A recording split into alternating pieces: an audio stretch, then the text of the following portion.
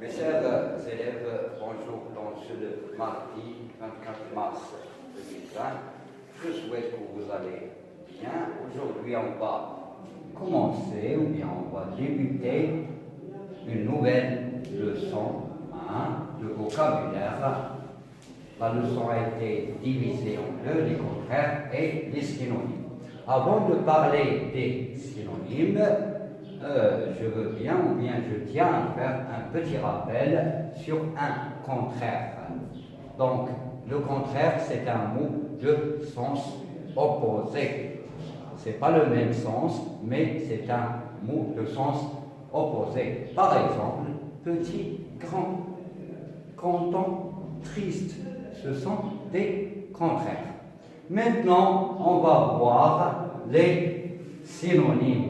Les synonymes, c'est quoi un synonyme? Un synonyme, c'est un mot qui donne l'explication d'un autre mot. Si le contraire a ce signe, le synonyme, c'est l'équivalent. Donc, le synonyme, c'est un mot qui a le même sens ou bien un sens proche. Il s'approche du vrai sens. Pour mieux comprendre, on va voir tous ces exemples ensemble. Les enfants dégustent le repas.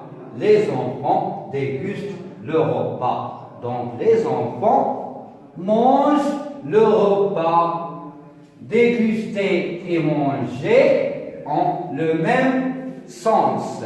Donc, le verbe déguster explique le mot ou bien explique le verbe manger. Donc, ce sont des verbes. Donc, je peux utiliser ce signe. Donc, déguster, c'est l'équivalent de manger. C'est le même sens. La nuit a été calme. La nuit a été tranquille. Donc, tranquille nous explique le mot calme ou bien l'adjectif calme. Donc, on doit respecter la nature des mots. Si je veux expliquer un mot, s'il est un verbe, je dois donner un verbe. S'il est adjectif ou bien adverbe, etc., je dois suivre les règles. Donc, déguster explique le mot manger. Ce sont des synonymes. Et bien sûr, ce sont des verbes. Calme et tranquille, ce sont des adjectifs. Ils ont la même valeur. Ils ont le même sens. Donc, je peux dire que déguster est égal à manger, ou bien c'est le même sens. Donc, manger, c'est le synonyme de déguster. Calme est équivalent à tranquille. Donc, tranquille, c'est un synonyme du mot calme. Donc, j'ai donné des exemples avec des verbes et des adjectifs. Comme j'ai dit avant, on doit respecter la nature des mots. Donc, selon les phrases ou bien les exemples, on peut tirer ou bien on peut arriver à la conclusion que les synonymes sont des mots qui ont un sens proche, un sens voisin ou bien un sens identique, un sens semblable. Ils sont utilisés pour éviter les répétitions.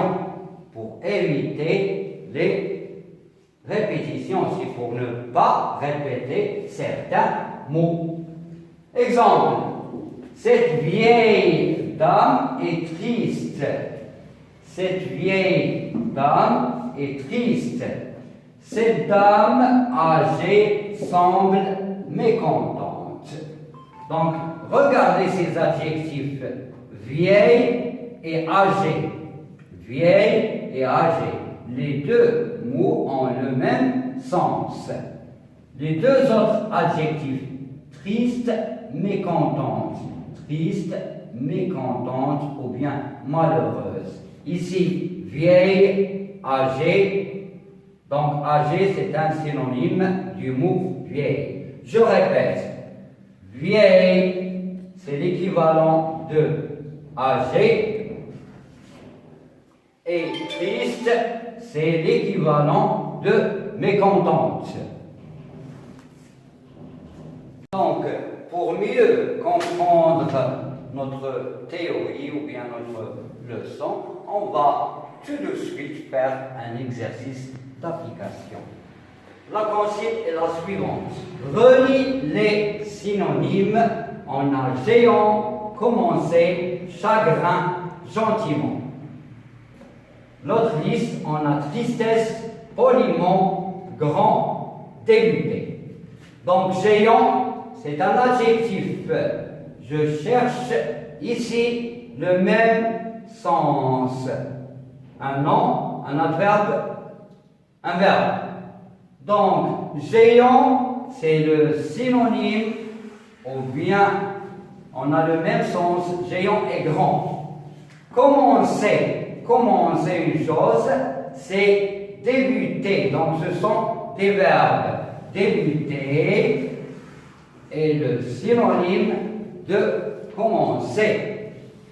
Chagrin, c'est un nom. Chagrin, donc, c'est le contraire de la joie. Donc, son synonyme est la tristesse.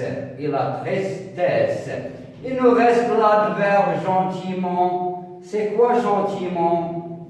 D'une façon gentille, ça veut dire poliment. Poliment.